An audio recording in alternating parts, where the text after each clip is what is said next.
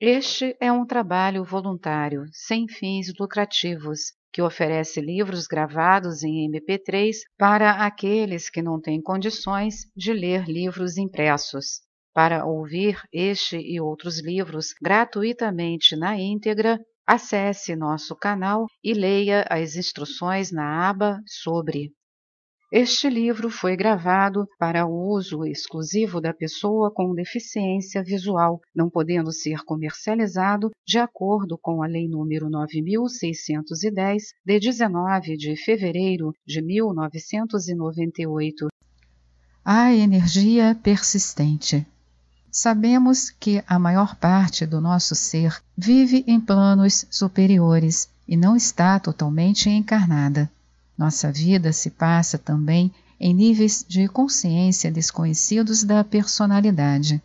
Isso não quer dizer que sejamos divididos, pois o ser é uma totalidade, mas que grande parte dele vive em estados que escapam à percepção do ego humano.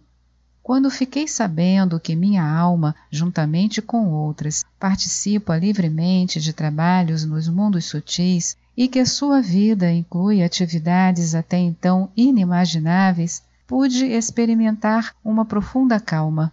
Passei a perceber as circunstâncias terrenas como relativas. Por mais concretas que elas possam parecer, são apenas reflexos de outros estados, tarefas e realidades.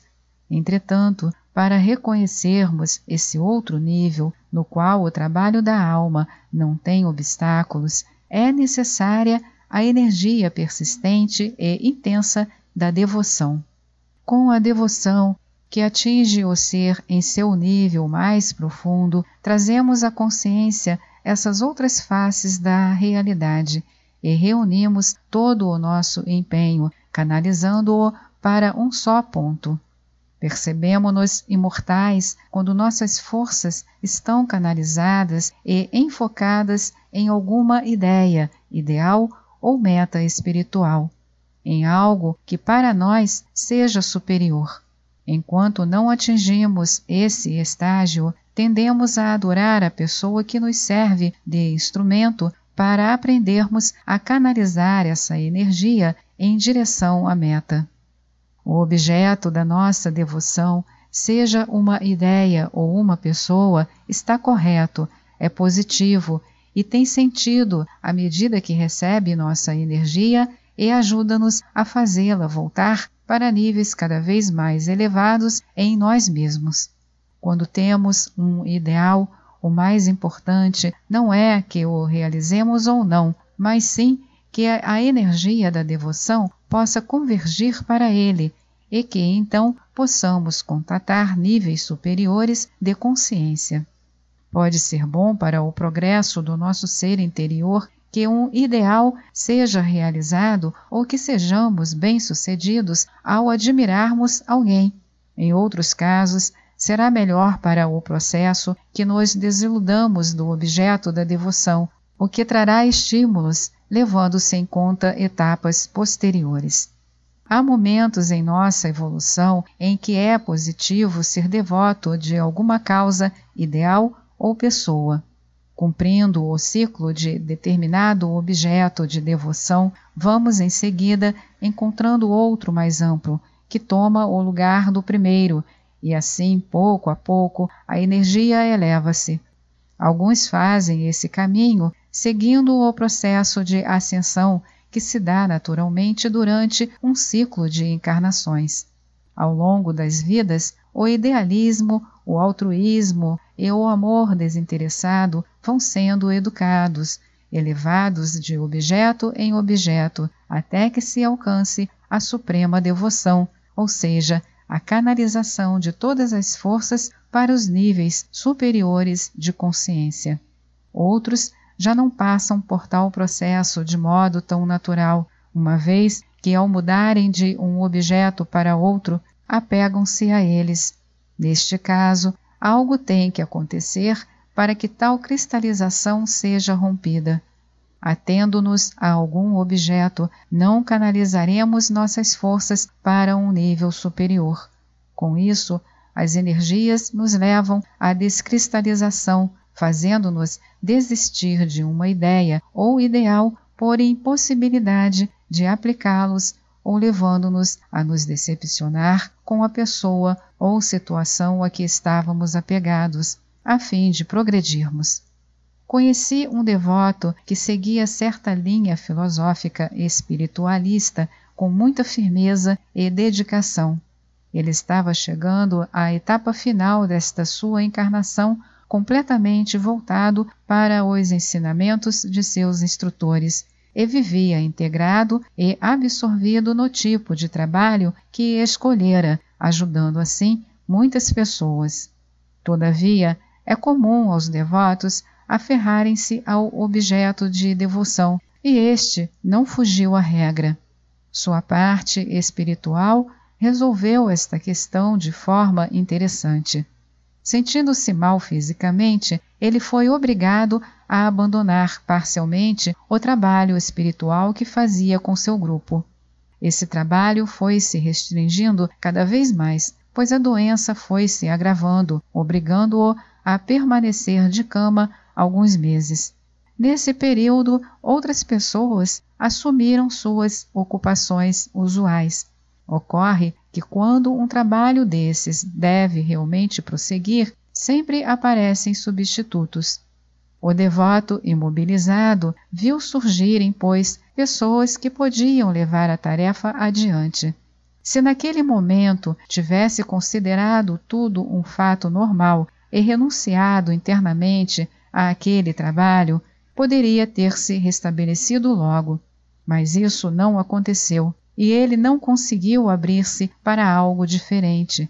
Percebendo que estava próximo de desencarnar, voltou-se ao seu eu superior, manifestando o desejo de permanecer vivo para continuar o trabalho, não só para cumprir o plano de seus mestres, como também para terminar a criação de uma filha adotiva. Ao fazer esse pedido, percebeu que a energia se retirava de seu corpo e que ia mesmo partir. Já saindo do corpo, veio-lhe a ideia de afirmar: minha vida é tua e nada quero. Se tiver de ficar na terra, está bem, mas caso contrário, vou-me em paz.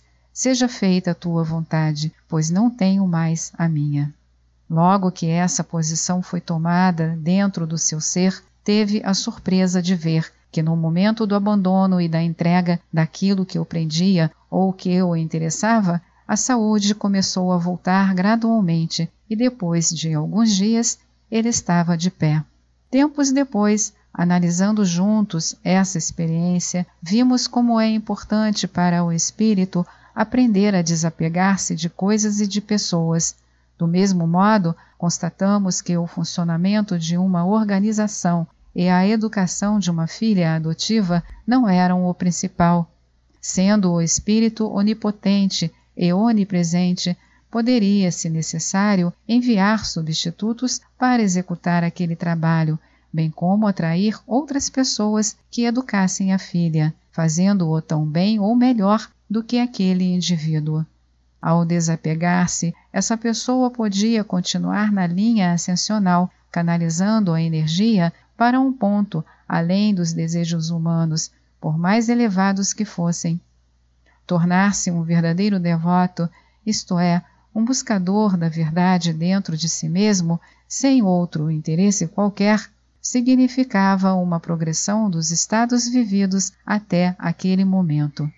Apesar da energia de sexto raio nos trazer os objetos da devoção, ela nos faz ver, ao mesmo tempo, que não é evolutivo apegar-nos a eles. Podemos ser profundamente devotos de uma ideia, de um ideal ou de uma pessoa, se quisermos. Nada disso é negativo, desde que o façamos sem nos apegar e sem nos cristalizar nesses estágios, estando abertos ao próximo objeto da devoção, que inclui sempre o anterior ou a sua essência. Nada perdemos ao renunciar ao antigo. Com isso, incluímos em nosso novo estado objetos e pessoas que aí estarão sempre presentes, sem qualquer interrupção. Quando somos já maduros, a devoção nos leva a renunciar a certo objeto sem nos mostrar previamente qual é o próximo passo.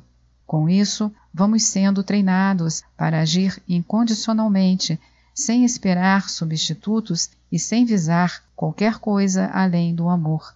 A essência de uma organização espiritualista ou de uma filha adotiva, por exemplo, está na realidade divina, no ser único, e nele estará para todo o sempre. Quando a devoção flui por intermédio de um temperamento mental, emocional ou de um cérebro físico ainda não suficientemente purificados, nos detém demais na forma externa, a ponto de pensarmos que determinado grupo ou trabalho espiritual seja tudo, quando na verdade é apenas um invólucro. Além disso, a essência é eterna e é preciso que a casca que a encobre rompa-se a certa altura. Convém observar que o passar de um objeto de devoção a outro é apenas aparente. Na realidade, estamos contidos em um todo único. Quando nossos corpos estão purificados, alinhados e equilibrados, temos condição de perceber que o objeto da nossa devoção é algo generalizado, não individual, e que se encontra em tudo e em todos. Sob tal perspectiva, nosso processo devocional transcorre naturalmente e vamos evoluindo por meio dele, com ideais e pessoas sucedendo-se, uns após outros, como em um caleidoscópio sem fim. Os ideais podem renovar-se sempre, por isso não precisamos ficar presos a nenhum deles. De um nível elevado da criação é enviado para o plano das ideias algo a ser manifestado na matéria. Quando essa ideia é transmitida, vem completamente pura, nova e atual, não podendo ser atingida por uma mente comum. Por isso, existem seres que atuam no mundo das ideias puras, captando-as, revestindo-as com várias capas ou aparências, a fim de projetá-las em um nível inferior para que possamos reconhecê-las. Essas ideias novas são vitais e necessárias, quando revestidas e projetadas em um nível mais denso para serem captadas pela nossa mente, nós as percebemos como ideais. No mundo superior estão surgindo sempre ideias novas, atualizadas, o que não se dá ao nível dos ideais, que ao se materializarem, permanecem existindo por muito tempo, mesmo depois de passada sua época. Os seres que vitalizam os ideais para que possamos percebê-los não se atêm a dissolvê-los quando seu momento cíclico termina, pois ocupam-se em captar e transmitir novos ideais. Enquanto isso, no nível mental permanecem infinitas sugestões e modelos para todos. Todavia, é fácil enganar-se e captar algum ideal já desatualizado e não mais representativo das necessidades do momento. Todos nós, em determinado momento da evolução, temos ideais positivos e necessários que devemos liberar sob o risco de estarmos perseguindo algo ultrapassado, já sem função, e deixarmos de ver o que está surgindo agora. Os ideais em si não são negativos. A nossa atitude perante eles é que deveria ser de desapego. Se conseguirmos vivê-los plenamente e perceber que há outros superiores, mais atuais e completos a serem atingidos, subiremos sem apegos nessa escala dos ideais, até chegarmos ao nível da ideia pura, onde não há mais possibilidade de enganos, pois ela não é revestida por qualquer material que a deturpe, mas captada em sua realidade sem forma.